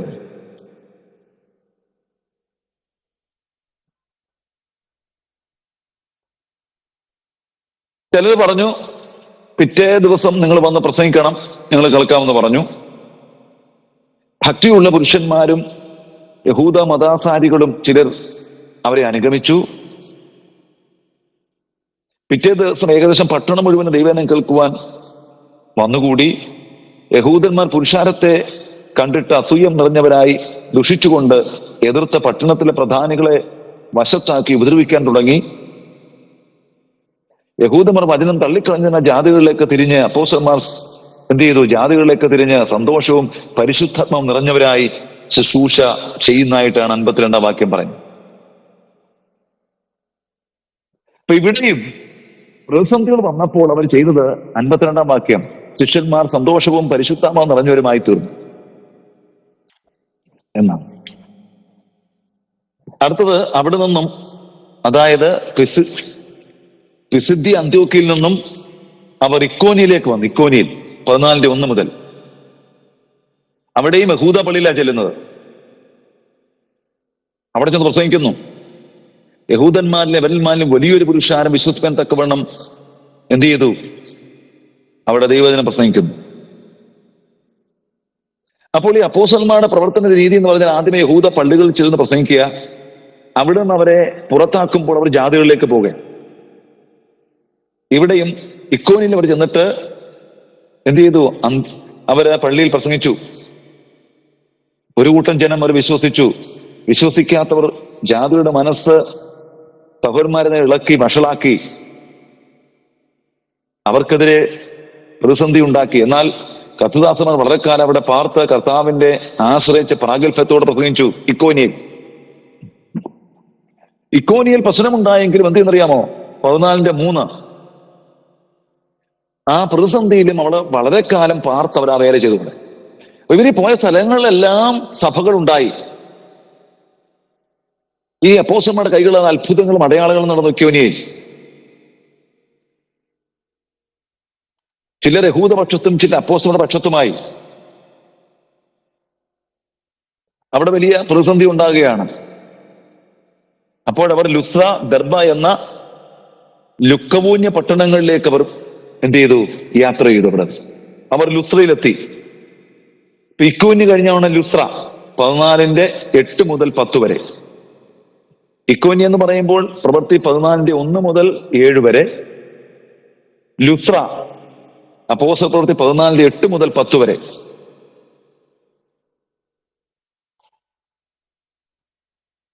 എട്ട് മുതൽ 10 വരെ ആണ് അവിടെ പ്രവർത്തിക്കുന്നത്. എന്നാൽ അവിടെ സംഭവം നടന്നത് 8 മുതൽ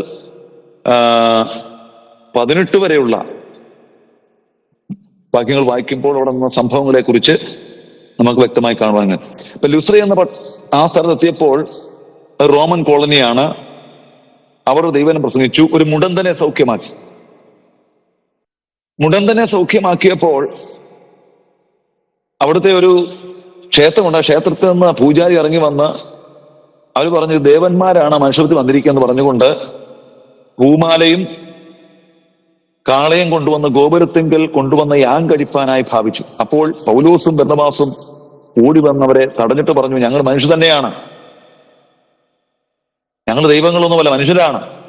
ഇത് സംഭവിച്ചത് യേശുക്രിസ്തു എന്ന ദൈവമാണ് ഈ അത്ഭുതം ചെയ്തത്. അതുകൊണ്ട് നിങ്ങളൊരു കാര്യം ചെയ്യണം, ദൈവത്വത്തിലേക്ക് തിരിയണമെന്ന് പറഞ്ഞു. അപ്പൊ ഇക്കോന്യയിൽ ആൾക്കാർ വന്നതുപോലെ തന്നെ ലുസ്രയിലും ആൾക്കാർ വന്നു. അവിടെയും സഭ രൂപീകരിക്കപ്പെടുന്നു. അന്ത്യോക്യയിൽ നിന്ന് ഇതെല്ലാം അറിഞ്ഞിട്ട് ഇക്കോനിൽ നിന്നും യഹൂദന്മാർ വന്ന് പുരുഷാരത്തെ വശത്താക്കി ഇവർക്കെതിരെ കല്ലെറിയുന്നവരെ പൗലോസിനെ വലിച്ചിഴച്ചുകൊണ്ട് പോകുന്നു. കല്ലെറിഞ്ഞ് കൊല്ലാനുള്ള പ്ലാൻ ആയിരുന്നു. എന്നാൽ അവിടെ നിന്ന് പട്ടണത്തിന് പുറത്തു കൊണ്ടുപോയി ചെത്തുന്ന ഓർത്ത്, പക്ഷേ മരിച്ചില്ലായിരുന്നു.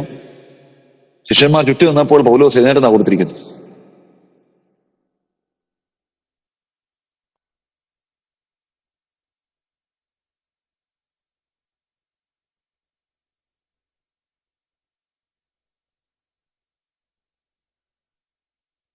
എന്നിട്ട് 14:21 മുതൽ 28 വരെ അവരെ പ്രബോധിപ്പിക്കുന്ന പ്രബോധനമാണ്.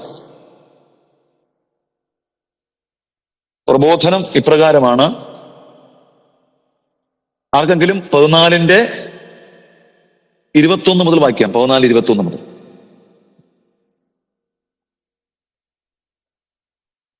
ആ പട്ടണത്തിലും സുവിശേഷം അറിയിച്ചു. ശേഷം അവർ ലുസ്ത്ര, ഇക്കോന്യ, അന്ത്യോക്യ എന്ന പട്ടണങ്ങളിലേക്ക് മടങ്ങിച്ചെന്നു. വിശ്വാസത്തിൽ ണമെന്നും നാം അനേകം കഷ്ടങ്ങളുടെ ദൈവരാജ്യത്തിൽ കടക്കേണ്ടതാകുന്നുവെന്നും പ്രബോധിപ്പിച്ച് ശിഷ്യന്മാരുടെ മനസ്സ് ഉറപ്പിച്ചു പോന്നു. അവർ സഭ തോറും അവർക്ക് മൂപ്പന്മാരെ നിയമിക്കുകയും ഉപവസിച്ചും പ്രാർത്ഥിച്ചുകൊണ്ട് തങ്ങൾ വിശ്വസിച്ച കർത്താവിങ്കൽ അവരെ ഫലമേൽപ്പിക്കുകയും ചെയ്തു. അവർ കടന്ന് പമ്പുല്യയിലെത്തി അറ്റത്തിലേക്ക് പോയി. അവിടെ നിന്ന് കയറി അന്ത്യോക്യയിലേക്ക് പോയി. മതി കേട്ടോ. അപ്പൊ എവിടുന്നാണ് ആരംഭിച്ചത്? അന്ത്യോക്യയിൽ നിന്ന് ആരംഭിച്ച പ്രവർത്തനം. അവർ കറങ്ങി സഭകൾ സ്ഥാപിച്ച സഭകളെ പിന്നെയും സന്ദർശിച്ച് അവരെ വീണ്ടും ഉറപ്പിച്ചിട്ട് അന്ത്യോക്യയിലേക്ക് തന്നെ ചെന്നു. അവിടെ ചെന്ന് സഭയെ വിളിച്ചുകൂട്ടി തങ്ങളുടെ പ്രവർത്തനങ്ങളെ കുറിച്ച് വിവരിച്ചു. അങ്ങനെ ഒന്നാമത്തെ മിഷണറി യാത്ര അവസാനിപ്പിക്കും. അപ്പോൾ ഒന്നാമത്തെ മിഷണറി യാത്രയിൽ അവർ കടന്നുപോയ സ്ഥലങ്ങളെ കുറിച്ചാണ് ഞാൻ പറഞ്ഞു വരുന്നത്. അവിടെ സംഭവങ്ങൾ അത് നിങ്ങൾ തന്നെ ഓരോ സ്ഥലങ്ങളും രേഖപ്പെടുത്തിയിട്ട് അവിടെ എന്താണെന്നുള്ള നോട്ട് നിങ്ങൾ തന്നെ തയ്യാറാക്കണം. അത് നിങ്ങൾക്കുള്ള ഡ്യൂട്ടിയാണ്. ചാപ്റ്റർ 15 യെരുശലേം കൗൺസിൽ.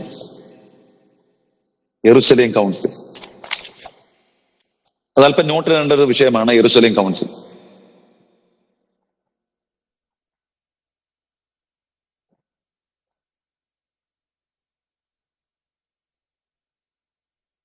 പതിനഞ്ചാം അധ്യായത്തിന്റെ 1, 2, 3 വാക്യം വായിച്ചാട്ടെ. യഹൂദിയിൽ നിന്ന് ചിലർ വന്നു, നിങ്ങൾ മോശ കൽപ്പിച്ച ആചാരം അനുസരിച്ച് പരിച്ഛേദന ഏൽക്കാൻ രക്ഷ പ്രാപിപ്പാൻ കഴിയുകയില്ല എന്ന് സഹോദരന്മാരെ ഉപദേശിച്ചു. പൗലോസിനും ബർന്നബാസിനും അവരോട് അല്പമല്ലാത്ത വാദവും തർക്കവും ഉണ്ടായിട്ട് പൗലോസും ബർന്നബാസും അവരിൽ മറ്റു ചിലരും ഈ തർക്ക സംഗതിയെ പറ്റി യെരുശലേമിൽ അപ്പോസ്തലന്മാരുടെയും മൂപ്പന്മാരുടെയും അടുക്കൽ പോകണമെന്ന് നിശ്ചയിച്ചു.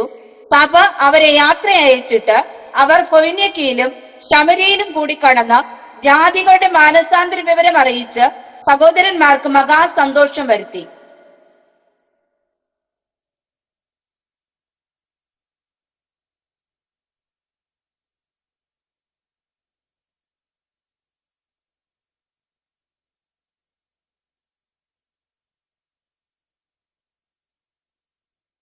മൈക്ക് ഓൺ ചെയ്യണം പാസ്.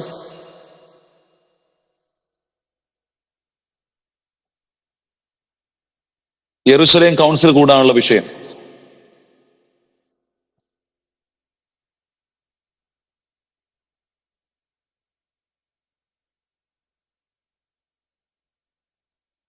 എഴുതാം.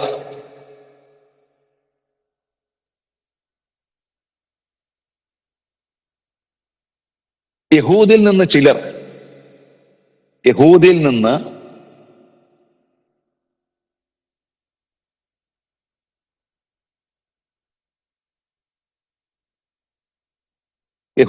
ചിലർ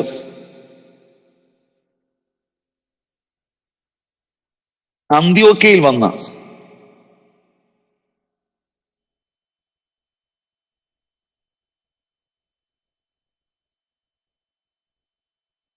മോശ കൽപ്പിച്ച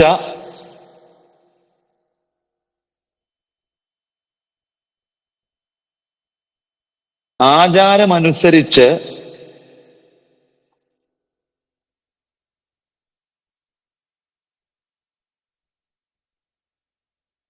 പരിച്ഛേദന ഏൽക്കാഞ്ഞാൽ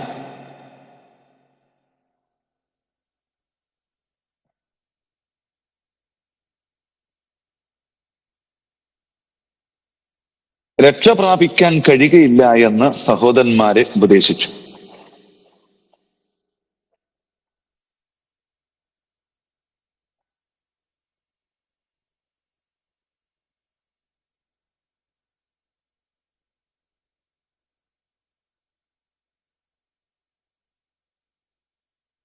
ഇത് യെരുശലേം സഭയിലുള്ള യഹൂദ ക്രിസ്ത്യാനികൾ ചിലരാണ് വരുന്നത്. വേറെ തർക്ക വിഷയം ഏതാണ്? മോശ കൽപ്പിച്ച ആചാരം അനുസരിച്ച് പരിച്ഛേദന ഏൽക്കാതെ രക്ഷ പ്രാപിക്കാൻ കഴിയുകയില്ല എന്ന് പറഞ്ഞാൽ, രക്ഷ പ്രാപിക്കണമെങ്കിൽ വിശ്വാസം മാത്രം പോരാ, മോശയുടെ ചില ആചാരം കൂടെ കൽപ്പിച്ച ആചാരം കൂടെ വേണമെന്ന് അവരെ പഠിപ്പിച്ചു. വലിയ വിഷയം ഉണ്ടായി. അപ്പൊ ഒരു പരിഹാര മാർഗം ഉണ്ടായി. തർക്ക വിഷയം. പരിഹാര മാർഗം തേടുക. പിന്നെ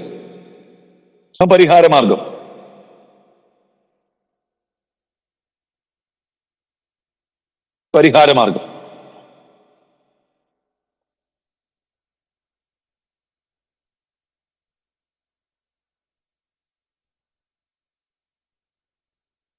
ഈ തർക്ക വിഷയത്തിൽ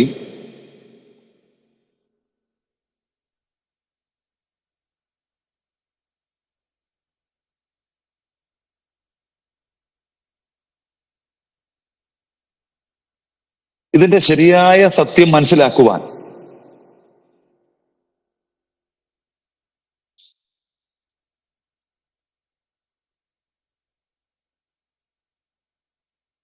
അപ്പോസ്തലന്മാരുടെ അടുക്കൽ പോകണമെന്ന്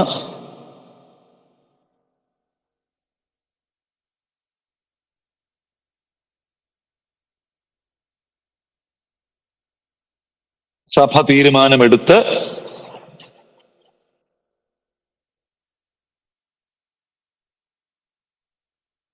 പൗലോസിനെയും ബർന്നബാസിനെയും യെരുശലേമിലേക്ക് പറഞ്ഞയക്കുന്നു.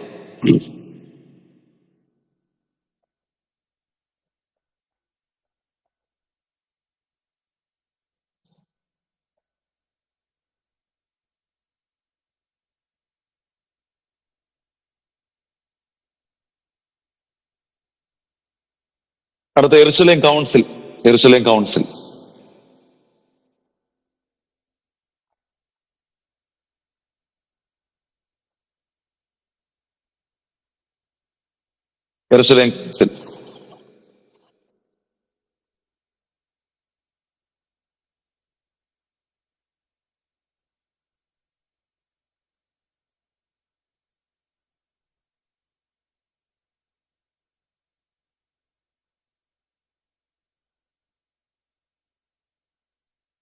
അധ്യക്ഷൻ യാക്കോബായിരുന്നു.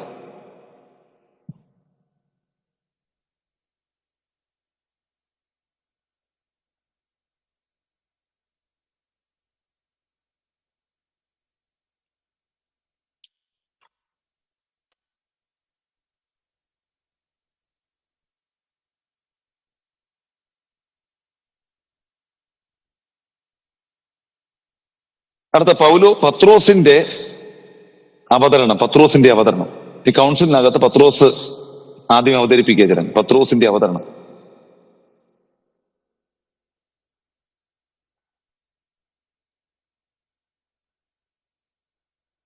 ഒന്നാമത് തന്റെ സ്വന്തം അനുഭവസാക്ഷ്യം വിവരിക്കുന്നു. കൊർന്നല്യോസിന്റെ ഭവനത്തിൽ നടന്ന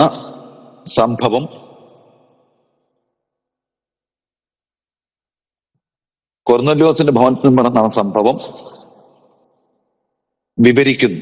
അത് തന്റെ അനുഭവമാണ് വിവരിക്കുക.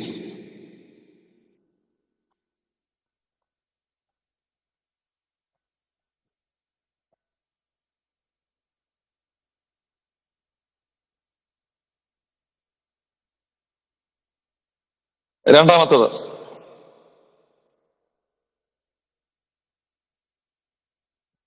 ജാതികൾക്കും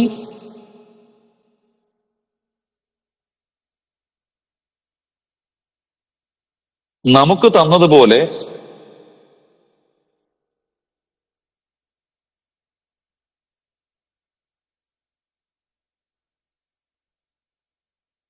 പരിശുദ്ധാത്മാവിനെ കൊടുത്തുകൊണ്ട്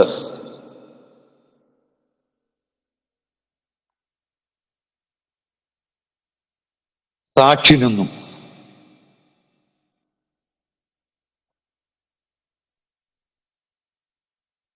ജാതികൾക്കും നമുക്ക് തന്നതുപോലെ പരിശുദ്ധാത്മാവിനെ കൊടുത്തുകൊണ്ട് സാക്ഷി നിന്നു.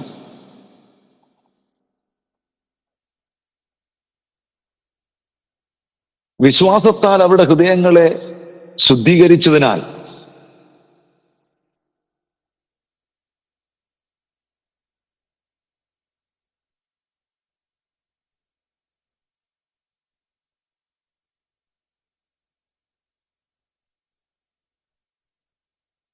നമുക്കും അവർക്കും തമ്മിലൊരു വ്യത്യാസവുമില്ല.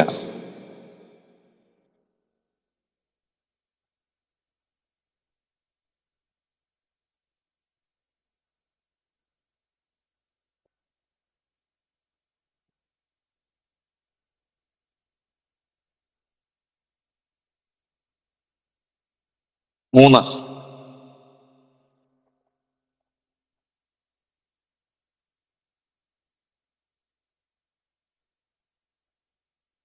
നമ്മുടെ പിതാക്കന്മാർക്കും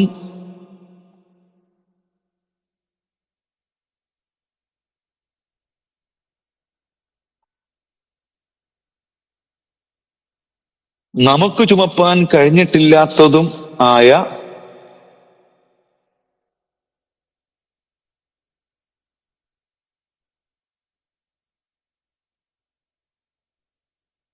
നമ്മുടെ പിതാക്കന്മാർക്കും നമുക്ക് ചുമപ്പാൻ കഴിഞ്ഞിട്ടില്ലാത്തതുമായ നുകം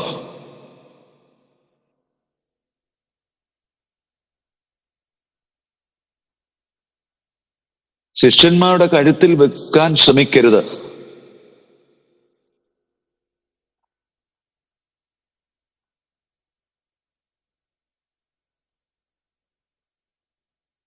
അത് ദൈവത്തെ പരീക്ഷിക്കുകയാണ്.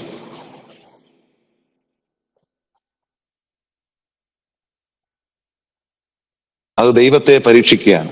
4, കർത്താവായ യേശുവിന്റെ കൃപയാണ് രക്ഷ പ്രാപിക്കുന്നത്.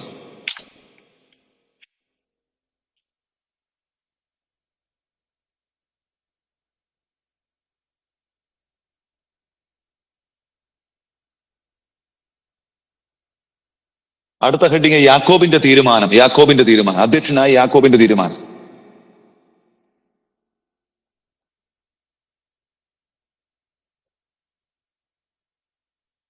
യാക്കോബിന്റെ തീരുമാനമാണ്.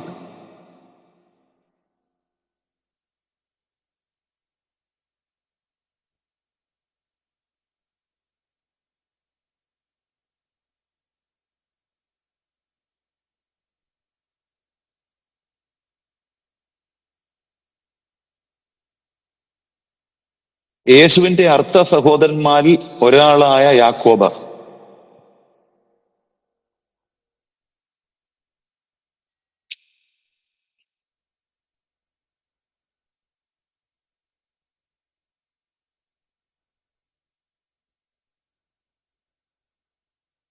പത്രോസിന്റെ വിശദീകരണത്തെ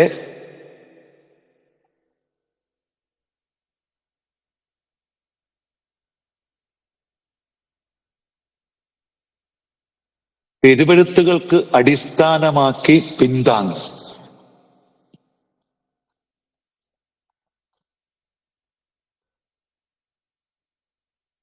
പ്രവൃത്തി 14 മുതൽ 18 വരെ.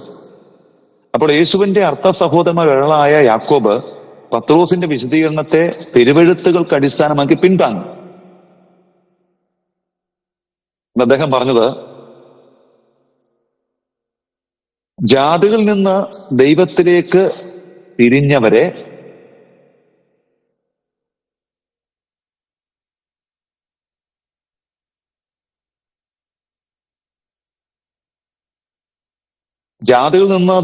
തിരിഞ്ഞവരെ അസഹ്യപ്പെടുത്താതെ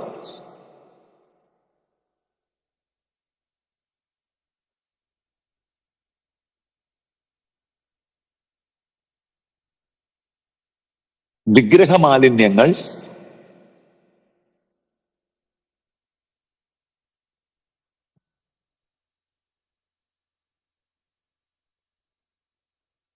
പരസംഗം,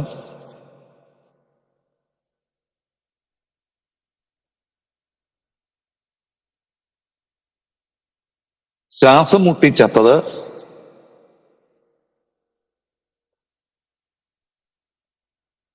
വിഗ്രഹമാലിന്യങ്ങൾ, പരസംഗം, ശ്വാസം മുട്ടിച്ചത്തത്, രക്തം എന്നിവ വർജിക്കണമെന്ന് അഭിപ്രായപ്പെട്ടു.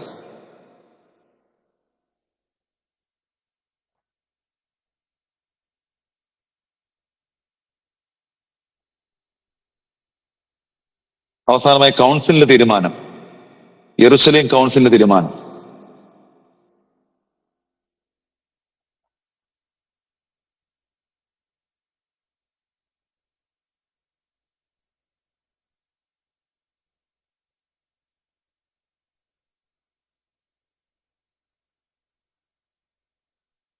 വിഗ്രഹാർപ്പിതം,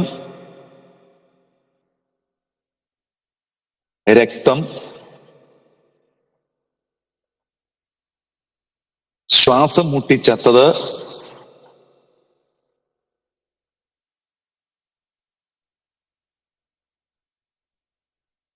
പരസംഗം ഇവ വർജിക്കണം എന്ന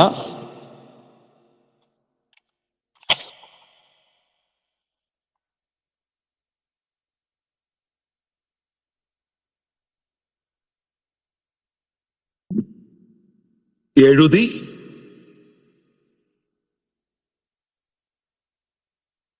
ശീലാസിന്റെയും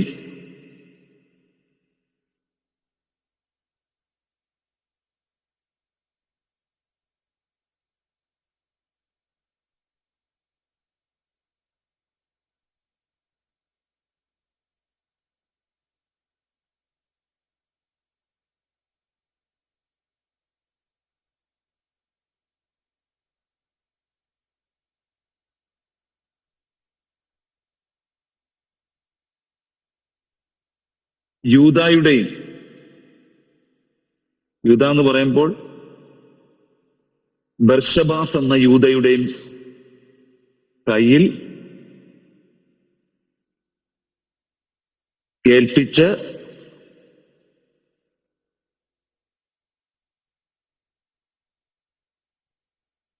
അന്ത്യോക്യ സഭയിൽ വായിക്കുവാൻ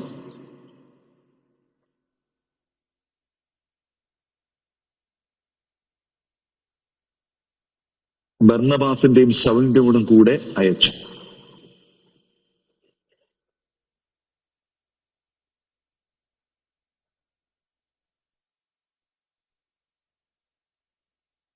യെരുശലേം കൗൺസിൽ തീരുമാനം, വിഗ്രഹാർപ്പിതം, രക്തം, ശ്വാസം മുട്ടിച്ചത്തത്, പരസംഗം ഇവ വർജിക്കണം. ന്യായപ്രമാണത്തിലെ ഒരു ആചാരങ്ങളും ആവശ്യമില്ല. കൃപയാലത്രേ വിശ്വാസം രക്ഷിക്കപ്പെടുന്നത്. അതുകൊണ്ട് ന്യായപ്രമാണത്തിന്റെ പരിച്ഛേദന വേണ്ട. അങ്ങനെയുള്ള ആണ്ട്, ശബത്ത് ഒന്നും ആചരിക്കണ്ട. വിഗ്രഹാർപ്പിതം, രക്തം, ശ്വാസം മുട്ടിച്ചത്തത്, പരസംഗം ഈ വർജിക്കണം